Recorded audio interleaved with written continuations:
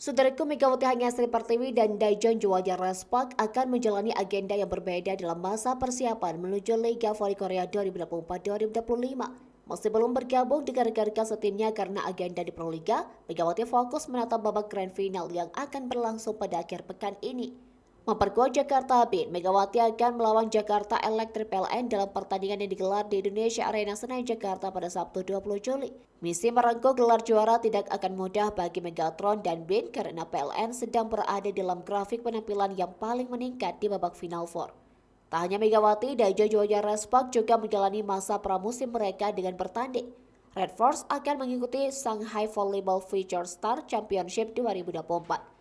Diselenggarakan oleh Biro Olahraga Kota Shanghai dan Asosiasi Bola Voli Shanghai, ajang bola voli putri itu akan berlangsung di China.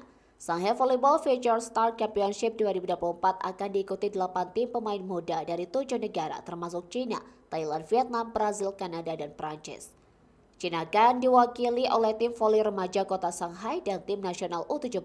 Kanada, Prancis, dan Brazil juga akan memiliki tim nasional junior.